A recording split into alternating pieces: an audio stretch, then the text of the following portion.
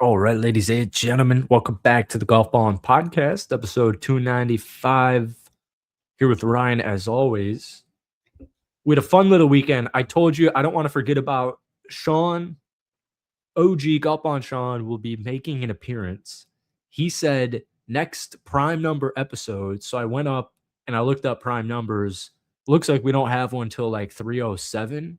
So that appears to be 3 to 4 months away. So we'll see. I have a feeling Sean will hop in here before 3 or 4 months, so that'll be fun. We could just split this into like 9 podcasts, split it up segments. Oh yeah, right. Every We'll just 4 like minutes. fire off like for the next 2 weeks. I'll just fire off like a 10-minute pod, 10-minute each clip. Get them on next week. Get back to 3 a week. Yeah, right. Well, we had a pretty fun weekend here. We just saw Ryan, Nick was in town, and so we played some golf and had a nice time. Anthony Kim won on Live. Collin Morikawa won for the first time in 3 years. We're at the PGA Tour's best spot, Riviera. I will say it's funny how Anthony Kim overshadowed Morikawa because I feel like Collin Morikawa's name has just fallen on that leaderboard for the last 3 years to where it's not even like he was in contention and couldn't get it done. He kind of hasn't been anywhere to be found over the last 3 years. Every now and then he made top 10. I just feel like he hasn't been in the mix. So it was nice to see him win, but the real story is Anthony Kim. 16 years since his last PGA Tour win. Comes out, Still takes 16 Patrick. years. Yeah, he takes Patrick Reed's spot on the 4 Aces. Got relegated last year. Comes back a couple weeks into his stint with the Live Tour and wins a tournament. So, very cool to see.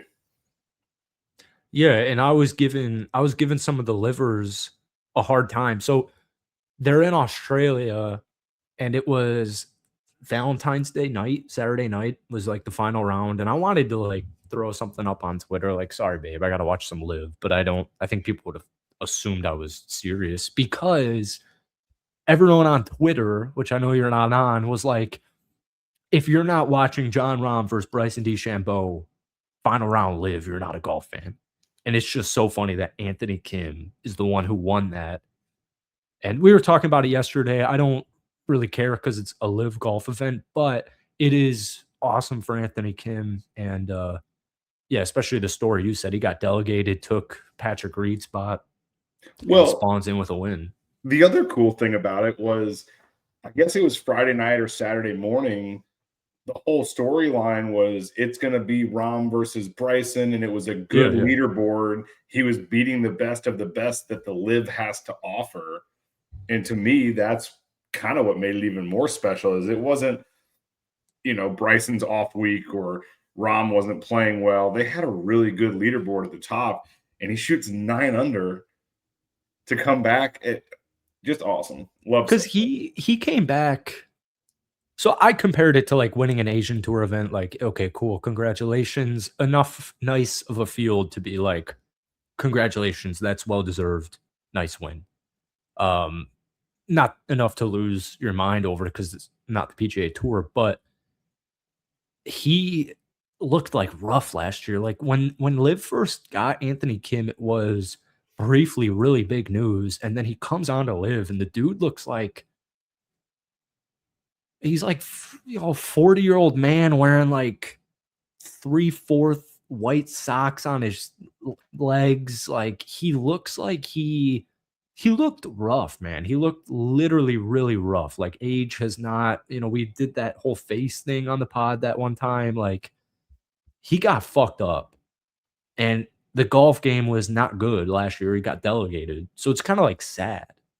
And so now he's back, and it is cool. So that is awesome.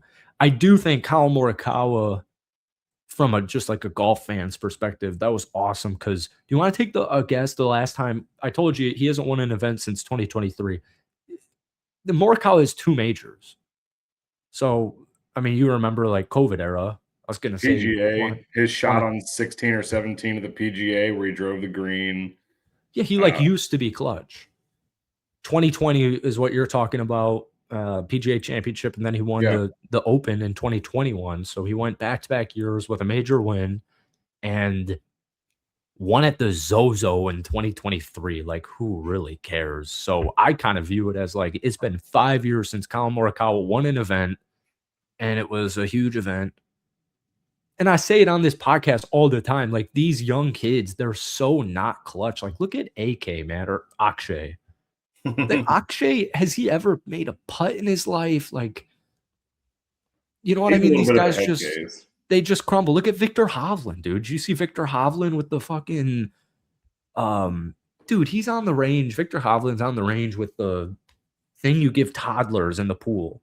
Yeah, the training aid for What are they little called those? floaties. Yeah, floaties. He was literally had floaties on, and then in like his final round, he threw his club at a tree and it like went up in the tree, and he looks like a mental head case right now. And so I want somebody in the tour to step up so bad. And I'm just glad Morikawa won, because even Nick was saying he's getting back into the PGA Tour. Like, PGA Tour has actually been sweet. I told you in the podcast last year, I was watching every Sunday. Like, this thing was actually pretty decent. So PGA Tour is getting some hype. AK1, great week of golf. Now we got Riviera, which I forget which PGA Tour member it was, but somebody said if you asked all the PGA Tour players what their favorite event was, all of them, or most, the winner would be Riviera, which is sweet. I don't know if you've ever been to like a huge. No, I mean, doesn't Tiger host that tournament technically? Or used Yeah, to? so Tiger was on the presser today. I don't know if you saw that. He has not ruled out Augusta. I think Tiger Woods goes into every season saying, if I could play one tournament, two tournaments, 4 tournaments, it's just majors. So I would assume Masters ranks in the top unless the US Open's at a course that he's had some history at. But yeah, I think Augusta winning another Masters at almost 50 years old. He's got one more special thing in him, I believe. You can't count him out, but I don't know if I agree. But so, because I was at the gym this afternoon and I look up and they got Tiger Woods on the thing, and it was like he's not playing Riviera. It was in question if Tiger Woods was possibly playing Riviera. I did not. 5 months ago, 7th back surgery, and that was 7 months after a ruptured Achilles, and that was 13 months after another back surgery. So he's had like 3 major injuries in 13 months, and he's not playing Riviera, but he's not counting out Augusta. So that's pretty hype, even though it seems like a long shot. But yeah. I don't know if I ever brought this up on the pod because it's football, NFL related, but that kind of reminds me of the time we were watching Red Zone. Me and Joe were sitting here on a Sunday, and Scatabo breaks his leg. Oh yeah, and the announcer's like, and Scatabo's unlikely to return. No shit, his leg bent in half. Yeah, that was ugly. That was a disgusting injury. I don't think anybody had the thought that he was going to return. Yeah, he's coming back. His fucking leg was probably not playing. He's probably not finishing the game. But yeah, I had no idea that it was even a thought of his to come back and play. So yeah. So there you have it. Okay. I don't know why I'm like delving into all this PGA Tour stuff, because I'm telling you, it's super fun. There is a lot of rumor right now that both Riviera and Pebble Beach next year will be the playoff. That's going to be the playoff. They're getting rid of St. Jude, Memphis playoff event, and then whatever the hell the next one is now. Actually, I think it might be the BMW straight up. I think they got rid of the third one. Holding the BMW right now? Because it used to be at Conway. It changes every year. And that's what I'm saying. I don't think that would ever be out of the question, because they normally would rotate that every few years. It's at it's where Nick's playing, Bellaire. Okay. St. Louis. Yeah. Sounds cool. But I saw the rumors, a lot of traction, that Pebble Beach and Riviera will be 2 new playoff spots. Because I don't know if you would also agree, like, we're playing the West Coast swing. These guys are playing the West Coast swing, and I don't know if you saw the Sunday conditions. I really like that, but I guess those courses and, it's summer would, obviously be the best time to play them. The wind was insane. Yeah, the wind was crazy. Scotty, well, first of all, the practice round is what really kind of opened my eyes to how windy it can get. I forget who it was hitting driver off number 7 from 100 Seriously, I didn't see that. 115-yard par 3. They're hitting Oh my drivers. god. Yeah, And I the mean, I don't think signature it required a driver, but they're like bunting it and kind of like hitting it playing low. around. Yeah. And then they had somebody off of a green 10 feet put the ball not like a back of the bunker and like hit it over your head. They were just like seemingly next to the green hitting a flop shot. It was going straight up in the air and pushing 15 yards backwards. Oh, wow. The That's wind fun. was insane, but I think later in the year definitely is a little more mild. Yeah, yeah. It's like Morikawa won at 22. Minwoo was at 21. Like, as shitty as the conditions were on Sunday, these guys are still shooting. Scotty went low, Rory went low, everyone still went low. So I don't really know. But then the latter of all of that would be pebble or waste management, because Nick was even talking about that yesterday. If that were to occur, if all these rumors were to in fact be true, then the waste management would now be the opening tour event. It's not a bad thing. I don't think so either. Nick was, I totally get, like, I think you gotta kind of really be into the Tournament of Champions to think that's cool. Like, I mean, Hideki broke the tour record 2 years ago, and at Sony or wherever it was, and they're fun events. I like watching Hawaii golf, but underwhelming. I mean, I can see the promotion now coming out of Scottsdale. Yeah. Get the party started, right? Mhm. It's the kickoff to the year. It's a good place for the atmosphere aspect of golf and the PGA Tour. So I don't see a problem with that. But I think the problem isn't necessarily the tournament, right? It's the fact that you're not having the field, if that makes sense. The Tournament of Champions is cool because you get to see everyone that won the prior year Yeah. versus having a full field. I think that's more of the argument than the golf course or the atmosphere. Yeah, yeah, definitely. That's what I mean. Like, you kind of got to be into that to like Why it. would you not be into that as a golf fan? I'm talking more of like just an average Joe that's like not really a PGA Tour watcher, but they, like the majors and they like Tiger, Rory, or Scotty. What they Like, should do as a Tournament of Champions is they should make it a match play event. yeah, I'm always down for somebody to do that. Yeah, We I'm always always down talk for about that. adding another Yeah. one or two of those to the field. Make the Tournament of Champions first tournament of the year a match play event. Why not? I mean, that one might be a little tough because it's the Tournament of Champions. Why? So maybe you would just do the other Hawaii one. It's just because it's the Tournament of Champs. Like, all these guys just won, so let's see who is the best of the winners. 1v1. That's kind of the whole point. You're not. Oh my god. I don't know why I assumed match play meant 2-on-2. No. Yeah, I don't know why I assumed that. So yeah, Singles. that's cool. That would Yeah. be cool. I don't know, like, any of these info, and this could be like the most complete utter BS rumor ever. Although take it with a grain of salt, because Ryan dropped the Brooks Koepka news a week before it dropped. I would assume or hope more so that they would move those Hawaii tournaments to like November, just so we have something in that month. I mean, it's Hawaii. You could play there whenever. Just take like December and January off.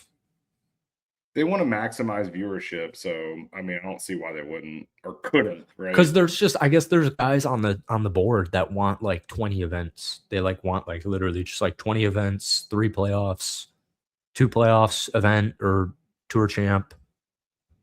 There's like a lot of pressing for just like a solidified golf schedule that would get more casual guys into it. But we'll talk Riviera towards the end. I went to go get a new shaft today for my driver. with Nick, and they didn't have good options. So I got two $40 Van Hogan shorts, which was huge. It's not a bad move. Yeah. But we Consolation prize. played Bellaire West for any Floridians. Unbelievable. Great time. Phenomenal course. Clearwater area. You're on the water for 4 or 5 holes. You can see it for half of it. And it's a great day. Incredible host, too. Yeah, very cool host. Is that a doxable moment? I would No, assume he would even want that to be broadcasted. Well, for the sake of his stature, I guess we won't, but let's just say we played with a gentleman who is very well traveled, played almost 2,000 golf courses, is a history buff. Bellaire, I kind of mentioned on the first tee, I asked this guy about the renovation, and it's obviously a little more than that. It was a complete restoration back to the original Donald Ross that was the first golf course in Florida, right? They built 2 Donald Ross courses, the West course, and they both evolved over time, got redesigns. 4 years ago, they restored it back to the original 1897, I believe it was, Donald Ross design. And I mean, every tee box, we're getting a history lesson on this used to be this, and this is why he had this design. Hole number 7 is the par 3 that overlooks the bay. And at one time, it was going to be a tiki bar, and they were very cool to listen to these guys' stories and kind of be able to ask him questions. Anybody that's played golf with me will know that I absolutely cannot stand slow golf. It always fucks me up. There were tee boxes where we were waiting 8-10 minutes, and he was not like complaining, but this guy was like, man, it's fucking slow out here. Yeah. And I'm like, I'm just sitting there like, I couldn't be in a happier spot waiting with you guys, overlooking the water. It was awesome. I will say, for everything outside of the golf course, it's not what like I would expect for a premier experience, right? It's all history. It has charm. It's not your Stream Song or your Cabot or your Pinehurst. It's just old school country club, like what I grew up going to in Atlanta as a kid, And I mean, not that our club has that history or stature, but just kind of the aesthetic charm of they haven't changed it or modernized it. The carpet looks like it was put in the 80s, right? It's just got that charm to it, to where the focus is the golf course. Yeah. And not even in a bad way, because the locker room or everything's sweet. Yeah, you wouldn't want it any other way. It's got it's so tasteful. All the members want to keep that history alive, and that's what gives it the allure. And I guess the reason I say that is because I like going to a place that's done up to the nines, and the pro shop's ginormous, and they got stuff all over the place, and there's 6 restaurants you can choose from. That's not this place. And it kind of brought me back to being a kid and just what a true country club kind of was meant to be. And they've preserved that over the last however many amount of decades. And really, again, just put the focus on the golf course, and they killed it. Yeah. They killed it. I kind of agree with that. It reminds me of like going to grandparents' country club, like when you're down to visit or whatever. I don't think it gets better than that.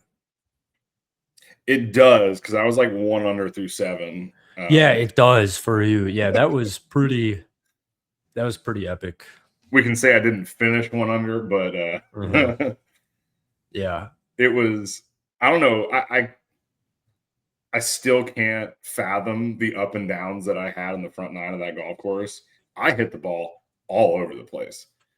And if you were playing Ryan in a match yesterday, you would have given up after like the 7th hole when you're 1 under. Like I don't really care about this anymore. You got a tap in birdie here, you got an up and down here, one putt after one putt after one putt. It's not even like you're hitting the golf ball like the worst. It's not like it's your worst round ever. Like it's not like No. that. So impossible. I thought I was the hottest shit after a back-to-back par with no range session. Yeah. And then the double bogey came and then played like bogey golf for the rest of the 9 and kind of gave up. But The two bunkers that I was in on 4 and 5, I believe it was, the putt on 5 was by far the best putt of the day that I had. I mean, the hole top of that hill, it was the par 3 that I kind of hit it down to the left. And it was the horseshoe bunker. Oh, yeah. On the left side of the bunker. Beautiful hole. Kind of Yeah, barely, that was insane, dude. I kind of barely got it out. Yeah. And then Nick was right behind me. He put it to about a foot and tapped in. And I had a great line and just absolutely dripped that putt in. And from that point on, I just had all the confidence in the world with that putter. Yeah. I'm feeling the same way with putting. Oh, what it is. Well, it feels great because I haven't played in a month. Back's been acting up. Like I hit 4 golf balls in the driving range. Yeah. Like, yeah, no warm up. We thought the tee time was 10 minutes later, and that really sped it up. I thought we had 20 minutes. We had 8. Nick's texting. Yeah. Yeah, where are you guys? That was such a fast round, too. I got to get out there. I got to get out there again. Well, we played the back 9 in like an hour and 20 minutes. Just breezed through. Which is beautiful, unless we got like a slow front 9 and then a quick back 9. So I'm glad we got a slow front because this guy was quick. Well, the good news is the front 9 had all the views and it was basically running back and forth across the water. Yeah. So we got to soak that in, and then we get to the back where still beautiful holes, but we were kind of back into the trees a little bit, and I forget what that par 5 was, the long par 5 that kind of runs where you and Nick kind of went right. Yeah. I think that's 9. That's a whole nother story. We won't go 10, into like how I don't know what that hole is, but yeah, I got a little turnaround in the back 9. That reminded me so much of Fort Myers Country Club, and it's absolutely hysterical. Like the juxtaposition of seeing a Muni in Fort Myers and getting onto that hole and going, huh, it is a Donald Ross. Like, well, like you were saying, that used to be a stop. Like that was, yeah, like the country club, Fort Myers Country Club, a municipal course, not a country club. You get the point. Not private. We talk about it on every podcast. Like I'm telling you, if there's if for some reason you're ever in the area, you got to play it. It's just awesome. I mean, I love Donald Ross, and that guy made me like, I don't think I know anything in golf whenever he would say anything like, oh, geez, like I literally know practically nothing about course architecture comparatively to him. And, yeah, I love Donald Ross, and that was great. But Fort Myers CC, that's got to be for sure the best public golf course I've ever played. Yeah. I mean, and I say public in the sense of like municipal type of public. Yeah. Not like a drive down a stream song or. I will say there were some very cool greens out there. Number 6, the one that he on the water. Oh yeah. I don't think I've ever hit a better wedge in my life. Yeah, he stuck that close. Well, it's just that green. You have 8 feet to land it, and it's hard to explain. I wish we could pull up some pictures. I should have taken some better pictures, but I was just kind of mesmerized by the golf course. Yeah, pictures didn't even do it justice. You had to the pictures look sick, but you had to be there to be jaw dropped. But yeah, those greens were, every 2-putt felt like a birdie. Every 2-putt par felt like a sinking a birdie. Yeah. It was awesome. So now I've got this itch, and Nick's at Old Memorial right now, which if you're a Florida man, Thanks for the invite, Nick. I didn't even get an invite. He stayed here. No, I know. We found out together we were not invited. Yeah. Yeah, I had a feeling. We were gonna maybe play this morning, but I was cutting it close anyways. And yeah, I kind of So- figured that was the case just based on his tee time. So, and folks, if you're ever in downtown Clearwater, don't. no hard drugs. Not that we took any hard drugs, Just don't. but you'd lose your fucking mind because Nick, I don't even like that road we parked on, dude. It was unbelievable, and I even went like scrolling on Reddit. I mean, I've driven through Clearwater numerous times, and I've seen them all walking in their suits and stuff. It's a fake town. I don't know how humans live there.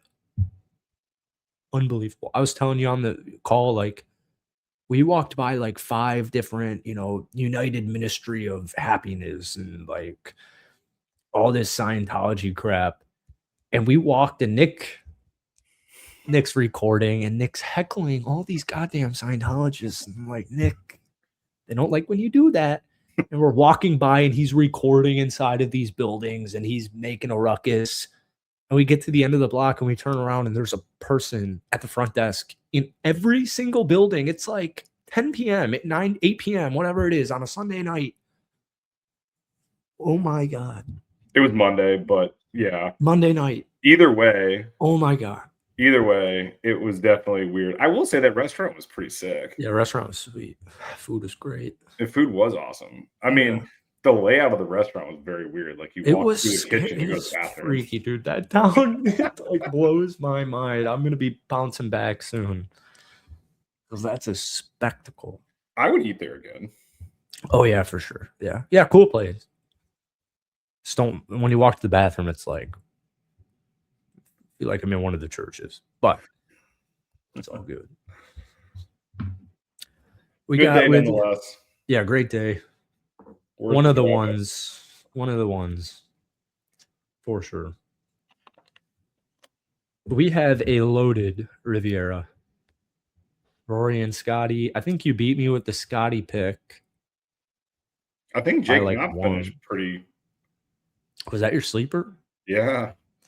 He was in contention on Saturday, and then I think he fell back a little bit. Yeah, I think he couldn't hit a green. I think it was his wedge or his irons. Yeah, Scotty 4th, Rory 16th. I had Jason Day at 24th. You beat me with Knapp at 8th. Oh, he did finish 8th. Nice. Yeah. And so pretty classic loaded Genesis Invitational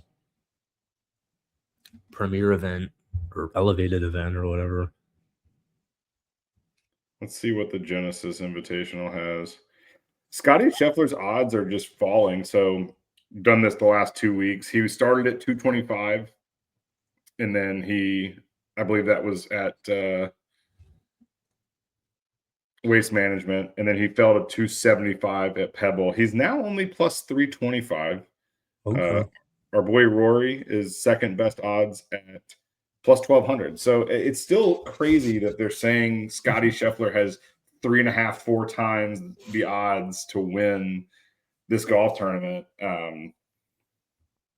But yeah, it just proves. I mean, the guy is unbelievable. I saw a tweet via Instagram that said, "I love Scotty Scheffler's new game he's playing. He spots the field 10 shots and then tries his best to win." Yeah. Yeah. If anybody, if he shot like 68 on these first days, he would be winning all of this. I'm gonna pull up the history and past winners because I like that. His Thursday stats are mediocre, and then it's just balls to the wall. So I would have never guessed who won last year at Genesis. Ever. Yeah, I don't remember this at all. Not even a little bit, actually. Throw it at me. Ludwig Oberg. Good for him. Yeah. Heidecki in 2024. Europeans that I root for. Yeah. I like seeing him do well. I want to see the young talent. I mean, it's kind of the same way you rooted for Rory over his career. It's like there's no reason to hate Ludwig Oberg. Yeah, Oberg, I'm hoping he's special. Him and Hovland. Yeah, I don't dislike Hovland either, but I don't think I would actively root for him quite as much or have. Yeah. Hideki 2024, John Rahm 23, Neiman 2022, Max Homa, Adam Scott, JB Holmes. Throwing it down, JB Holmes in 2019. Right on. Bubba's won 3 times. God, man. So it appears as if a name wins. Because I was going to throw out Tom Hoagie for a sleeper, but I think that's like a sleeper of a sleeper. He wasn't. I mean, he played well this past week. Yeah, exactly. He's playing good golf. And I was watching all Sunday. Every time Sepp Straka, I had a stupid ass comment. There's no way Sepp Straka wins this event, and he's in freaking contention. Did not mean any Sepp Straka slander on the pod. No, I mean, we talked about it last week. He finished out 2025 strong. I mean, he's been playing well. He's been in contention, maybe not a majority, but quite a bit of the time. But all right, I've got my sleeper, and I absolutely hate this, and I apologize for this. I'm gonna go Matthew Fitzpatrick. I like that. Yeah, apologies there. It's really not a sleeper at plus 3,000. Like he has the same odds as Goddard and Morikawa, so it's hard to say sleeper. Xander's at plus 1,750. I'm gonna go way down the list.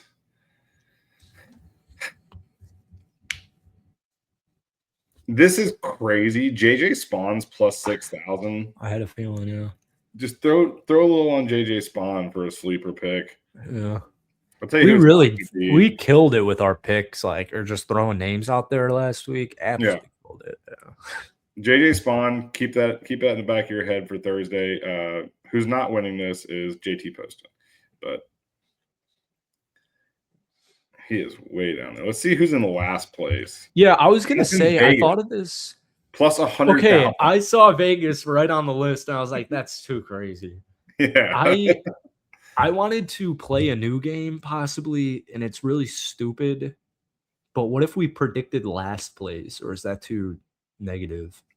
I mean, it's also hard because you're looking at a field that gets cut. So, oh shoot, you're right. Because do you want to know who came in last place? Last week there wasn't a cut. Didn't realize that. Huh. There's no cut at Pebble now? I think it's because of the Pro-Am and a smaller field. Dude, some of this shit on, I think it was Rory. I was watching Rory's round on, I think it was Friday night, and, they're playing with all these CEOs of whatever the fuck, and, I saw this guy, mark on an 18, like a 2-footer. And I was like, just really? Just tap it in. It's the 18th hole. Everyone's cold. It was a shitty day. And I saw this guy, mark a 2-fucking-footer. Okay, dude. But Jonathan Vegas came in last week. Are you looking at the leaderboard right now? Pebble? Yeah. Yeah. Okay. I was going to say, kind of an astonishing stat. There was only about 10 people over par out of a 78-person field. That's what I'm saying. So it's shitty-ass weather. And that's what I was saying on Sunday. These guys are still shooting 66s. Who cares? Nobody was over par. It's crazy. Yeah. Well, not nobody. It was a few. All right. So that's your sleeper? Or is it not? Yeah. JJ Spawn. JJ Spawn versus Matthew Fitzpatrick. A little Ryder Cup. 2.5 times the odds, but I'll take it. A little early rider. Yeah. Well, this year's President's Cup, right? Yeah. Yeah, the early rider. Preview. Well, thank you all for listening. I need to eat dinner so badly. So thank you all for watching or listening. We'll be back next week. President's Cup at Medina this year. Is it really? That's what I'm seeing. Very cool. Rory can't sleep in. Maybe we go home. Yeah, back to the promised land. that is cool. I'm surprised I haven't heard that or noticed that. Right on. All right, folks. Thank you all for listening. Goodbye.